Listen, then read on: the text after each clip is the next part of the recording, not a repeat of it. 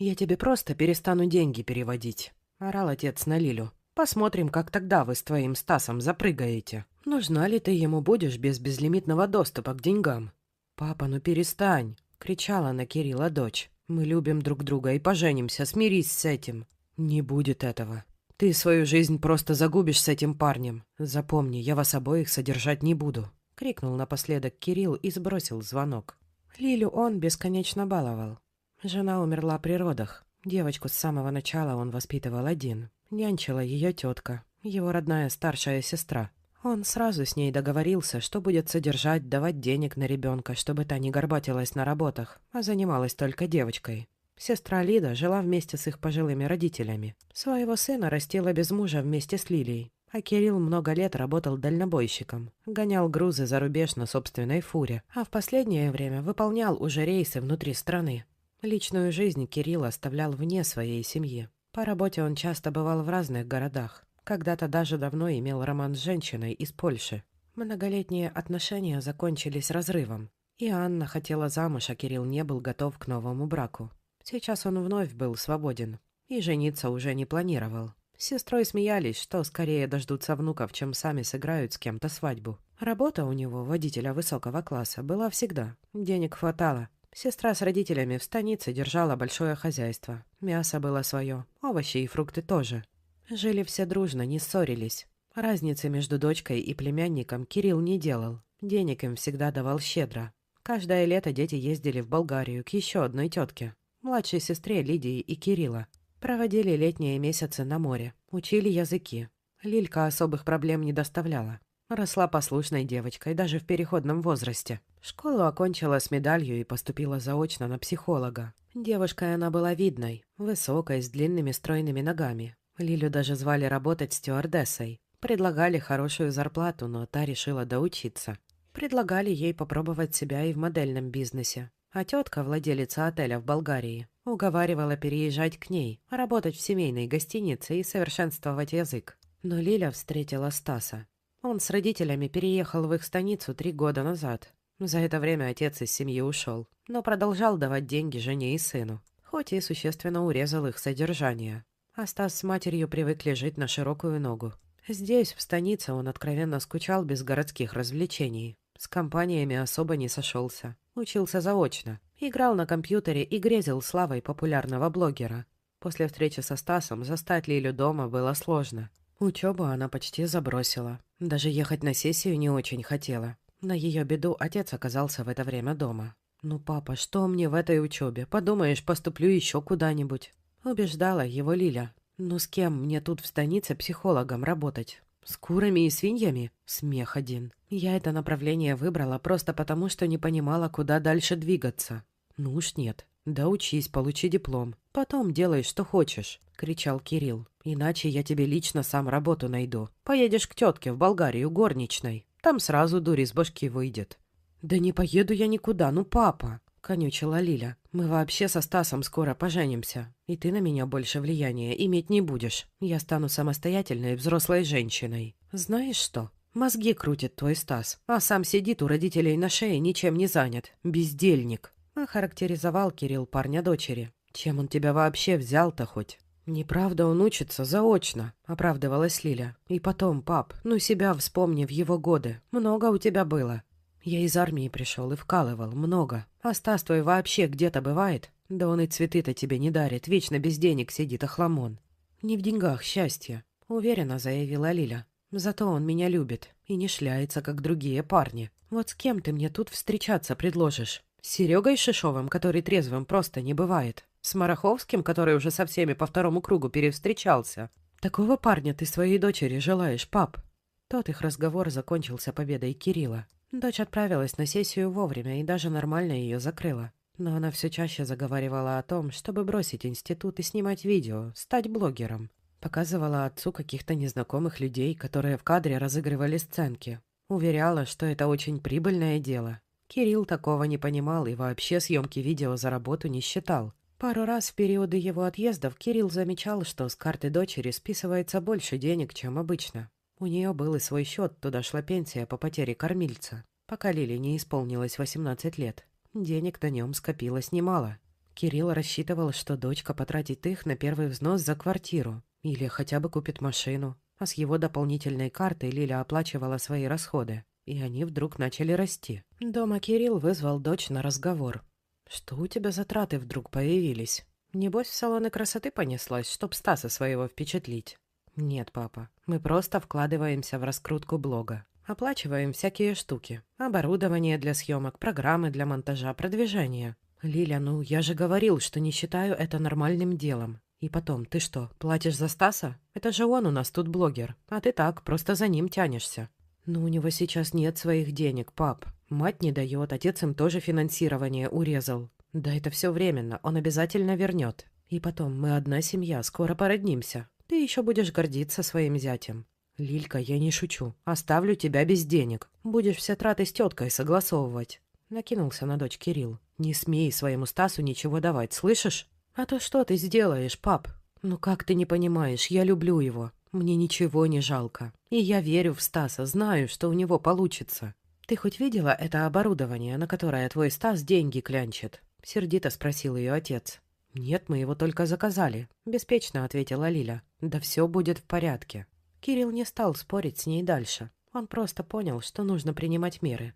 Просмотрел историю трат за месяц и пришел в ужас. Дочь за последние 2 недели перевела на разные номера почти 200 тысяч. Разозлившись, Кирилл просто заблокировал ее карту, а потом уехал в рейс. Через пару дней ему в истерике позвонила Лиля. «Папа, у меня почему-то карта заблокирована. Переведи тетя, она мне отдаст деньги. Срочно нужно, ждать нельзя». «Что, твоего Стаса похитили инопланетяне, и ты его выкупаешь? Так возьми со своего счета, если так припекло. Я больше на твоего бесхребетника тратиться не буду. Хватит. Перекрыт денежный краник. Вы с ним за 2 недели мою месячную зарплату спустили». «Папа, там нет ничего», — закричала дочь в трубку. «С моего счета деньги мы уже потратили. А останавливать раскрутку нельзя, нужно еще вложить». «Что?»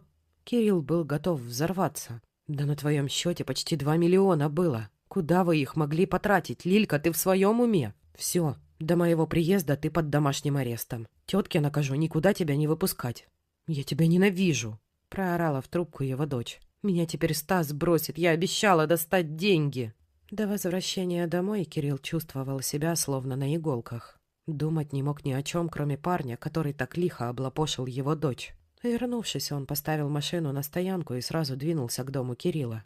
Калитку на его стук открыла мать парня, Ольга. Спросила: «Ну, чего надо? Девчонки твоей тут нет, неделю уже не вижу. Случилось что?»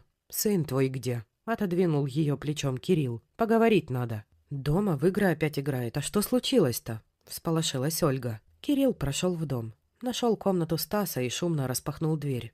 Парень увидел его и завопил: «Я ничего не знаю. Она сама мне деньги давала добровольно. Говорил же, все вскроется, батя будет недоволен».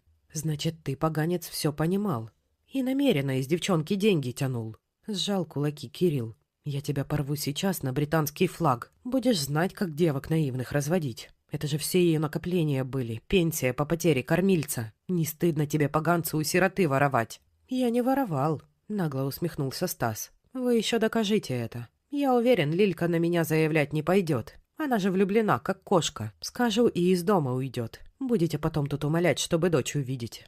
«О каких деньгах речь?» — спросила из-за спины Кирилла Ольга. «Ты что, снова за старое взялся?» «Господи, и ведь мы тебя уже из города увезли, все продали, чтобы с прошлыми долгами расплатиться, а ты снова?» «Сколько он взял у вашей дочери?» — спросила она Кирилла. «Больше 2 миллионов», — ответил тот. «И эти деньги я из поганца выбью. Не хочет отдавать по-хорошему, отдаст иначе. И суда не потребуется. Мы все вернем. Может, не сразу, но выплатим», — устало ответила Ольга. «Как вы понимаете, он не впервые этим занимается. Он игроман. Мы его поэтому из города увезли. Долгов наделал. Тоже девочку одну малолетнюю развел. Там почти до уголовного дела дошло. Позор страшный. Муж вот не выдержал, ушел, а теперь снова. За что мне это?» Кирилл молчал. Из дома Ольги и Стаса он вышел с долговой распиской в руках. В ней были указана сумма, которую они обязались вернуть Кириллу в течение года.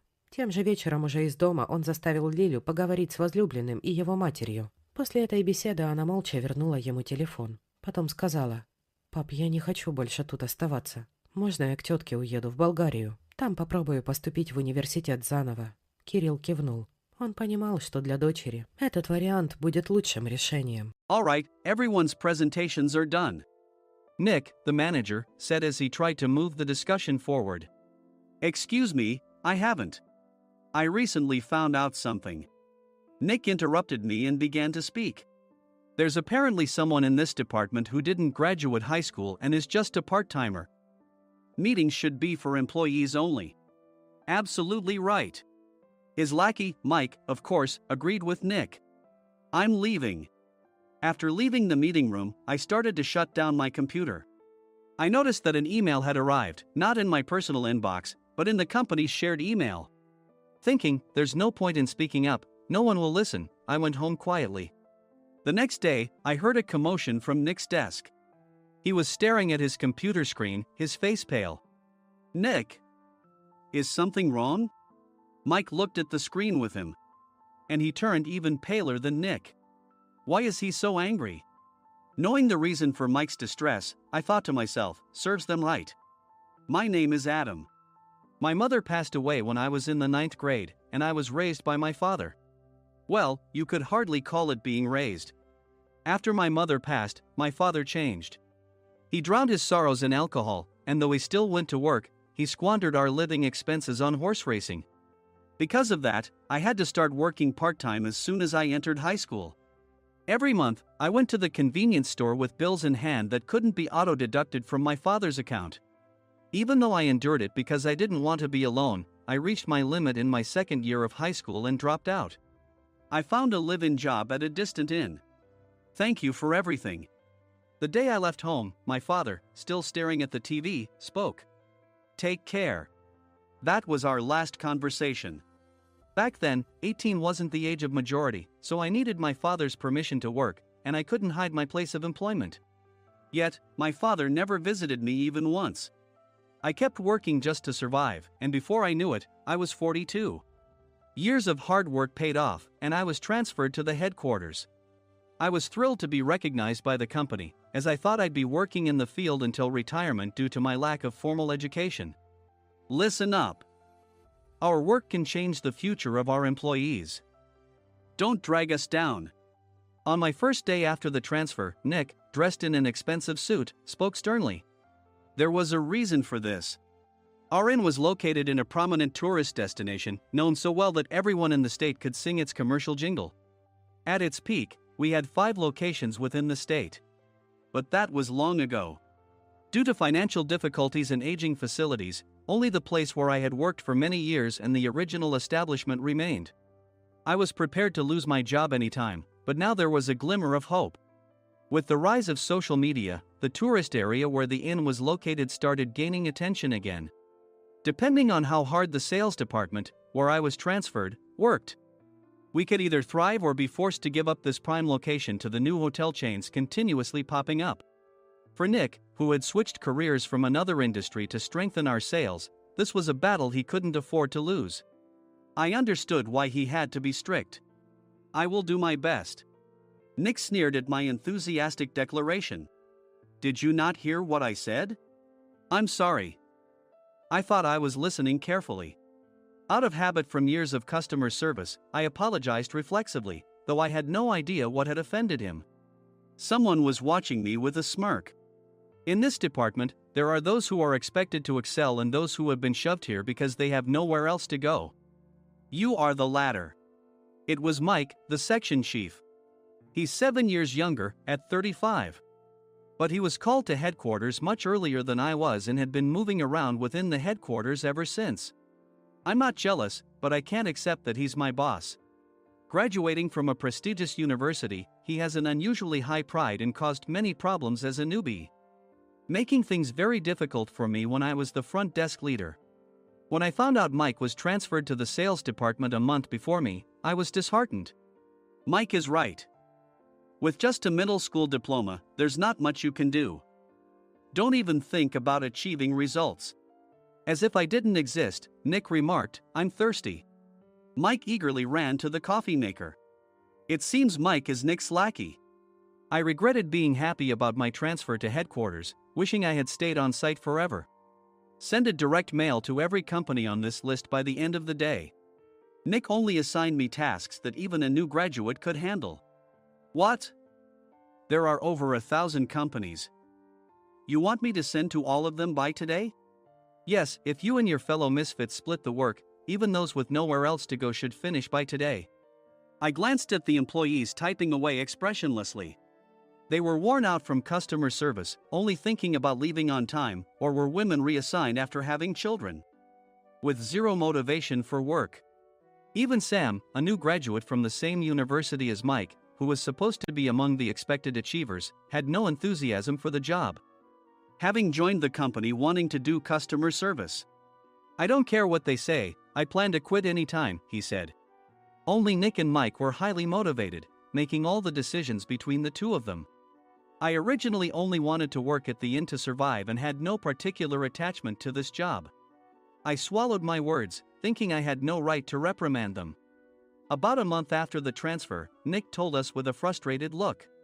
To commemorate the 50th anniversary, we've decided to create a plan exclusive for one group per day. Originally, Mike and I were supposed to come up with it, but our president, Mr. Thompson, insists on hearing everyone's opinions. So, you all get a chance. As Nick explained, Mike began handing out prints. Make sure not to embarrass Nick. If your ideas are half-baked, you'll have to redo them. It seemed that they had printed his handwritten notes by Mr. Thompson, which included several questions and a section for free responses. It made sense why Nick had to seek our input, given that all responses had to be submitted to Mr. Thompson. We were given a week to think about it, and a meeting was scheduled to compile our ideas. My plan is to let guests enjoy both the old and modern America. Nick began the presentations. Guests would watch a master confectioner at a nearby traditional sweet shop make sweets in front of them. The welcome drink would be premium tea in a bottle. Nick's plan was certainly attractive. After his presentation, Nick called on us to present in the order we were seated. Just as I stood up for my turn. All right, everyone's presentations are done. Excuse me, I haven't. I recently found out something. Nick interrupted me. There's someone in this department who didn't graduate high school and is just a part-timer. He was likely talking about me. I joined the company as a part-timer and was made a full-time employee when I turned 20. That was 20 years ago, so Nick and Mike probably had no chance to know until recently. Meetings should be for employees only. Absolutely right. After that, Nick kept creating opportunities to solicit everyone's opinions, purposefully excluding me from speaking. The meeting unexpectedly heated up and went past the scheduled end time. A few people asked to leave, and the discussion continued with the remaining few. Still here? Normally, you'd leave in that situation. Though I had no attachment to the job initially, hearing kind words from customers made me want to make them happier. For someone like me, with nowhere to go, the inn was my home and customer service was my life. I felt pathetic about my current self. I'm leaving. I left the conference room and started shutting down my computer. I noticed an email had arrived, not in my personal inbox, but in the company's shared email. Thinking no one would listen to what I had to say anyway, I quietly went home. The next day, while preparing the DM as instructed, I heard a commotion from Nick's desk. In his haste to stand up, he hit his knee on the desk. He stared at his computer screen, his face pale. Nick! What's wrong? Mike, thinking he should be the first to rush over, approached Nick while still wearing his coat. He peered at the screen with Nick. And he turned even paler than Nick. Why is he so angry? Who is responsible for this company? Nick, more irritated than ever, asked, and Mike answered without checking. Probably Sam. Sam wasn't there because he was attending a morning training session for new hires. Nick gave up on getting angry and returned his gaze to the screen. They were looking at an email that arrived right after the end of the working day yesterday. Apparently, no one, including me, had checked it before leaving. The email was from a large company that used us for their annual employee trips. The president and executives of that company also frequently used our services personally. President of the company, Mr. Mason himself had declared that neither he nor his company would ever use our services again. Well, some companies cancel their employee trips or stop using our services due to financial struggles. Let's just move on. Mike kept wiping the sweat from his forehead with a handkerchief. Knowing why Mike was so agitated, I quietly watched their interaction. Do you know how much revenue we get from that company? We can find other guests to fill the rooms, but we'll lose the banquet costs, gift shop revenue, rental car fees, and more. Moreover, the gifts were supposed to be prepared by the traditional confectionery shop involved in Nick's proposed plan. If it's known that we incurred such a huge loss at this critical time, Nick's position in the company would be jeopardized. Nick took a deep breath, seemingly trying to calm himself. All right, Mike. Go to New York right now and apologize to Mr. Mason. What? You're coming with me, right? I have urgent work to do. I trust you, which is why I'm entrusting this to you. Please. Mike, believing Nick's sincerity, agreed with a determined look on his face, saying, yes. That's Nick for you.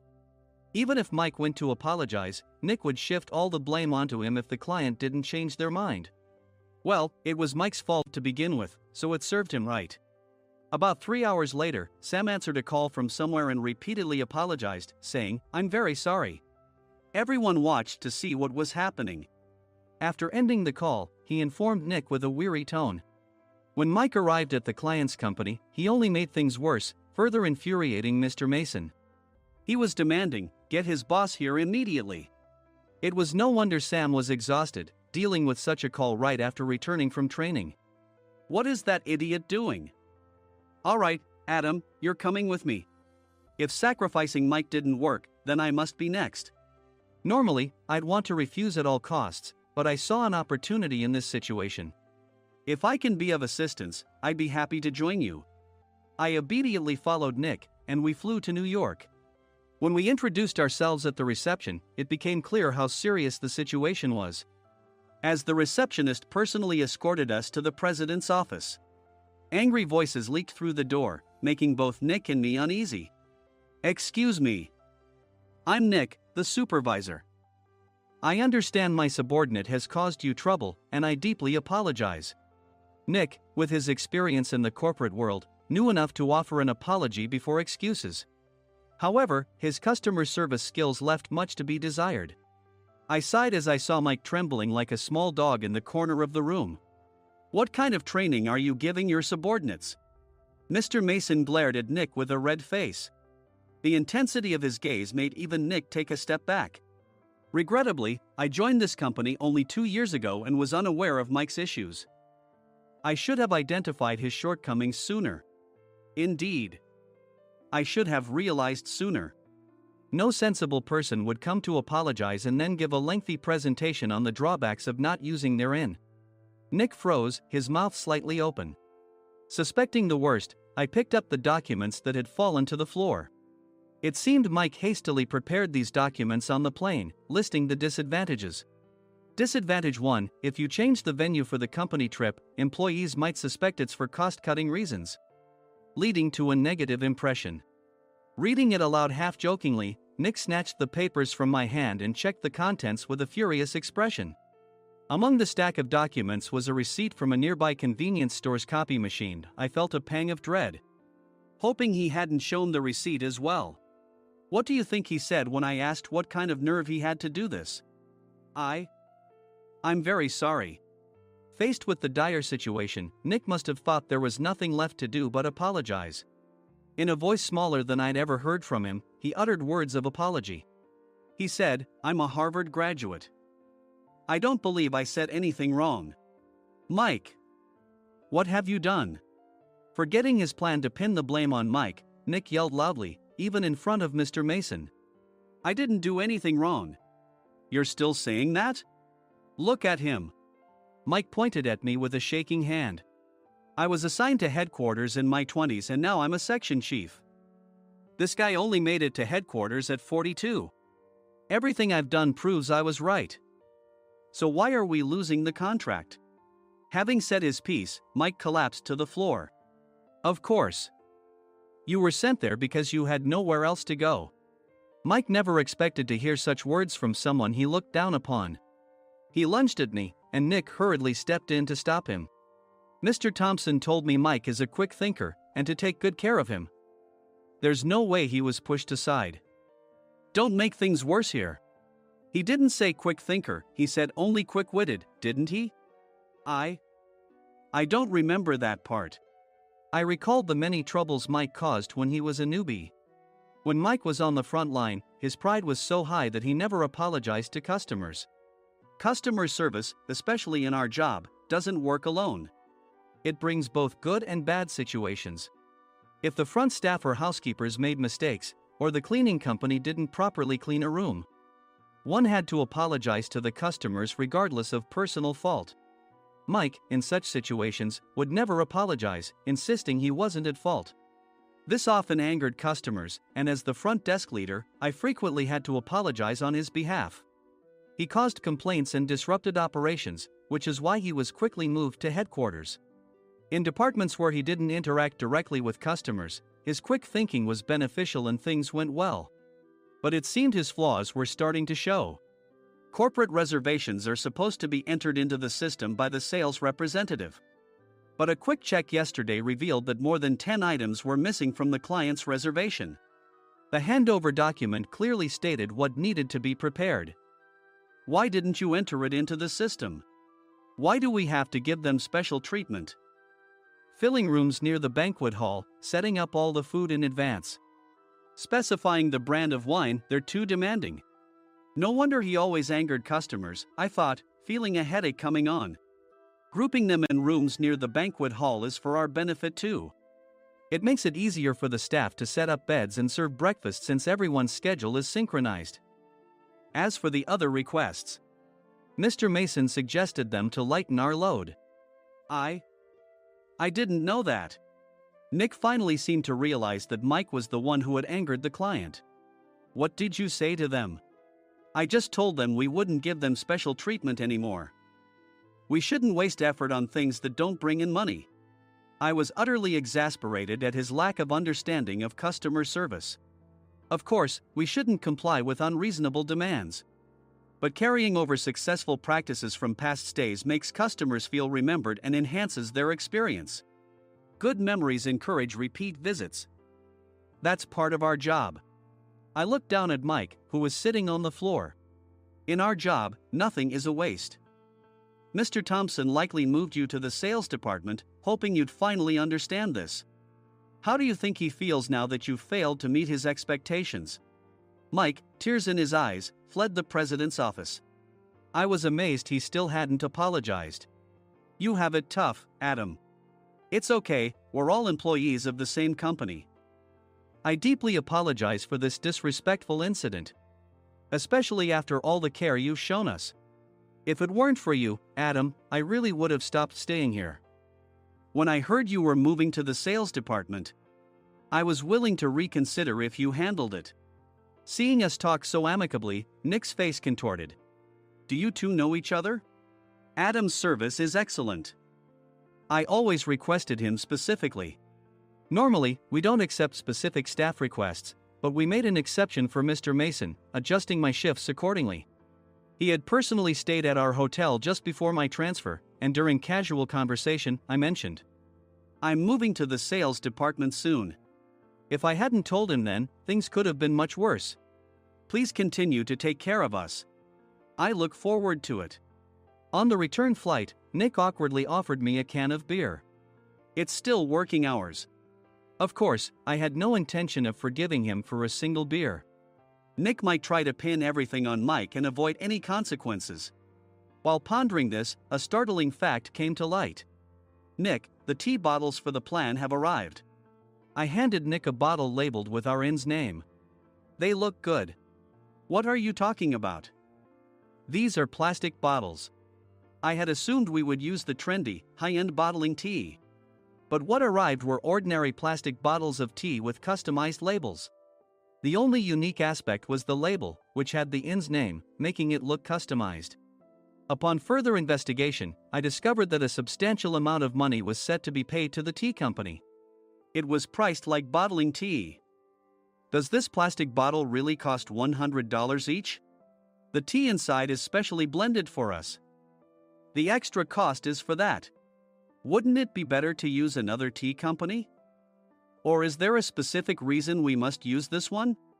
As Nick continued to make excuses, I showed him a printed email. I informed the tea company's president, Mr. Mitchell, that we discovered irregular payments and he confessed. He said you two were high school classmates and planned to split the extra money. That idiot. Why did he confess? That's not important. You should worry about yourself, this could turn into a police matter. Opening the bottle cap, I suggested. How about calming down with this tea? It supposedly has a relaxing effect. Nick drank the tea frantically.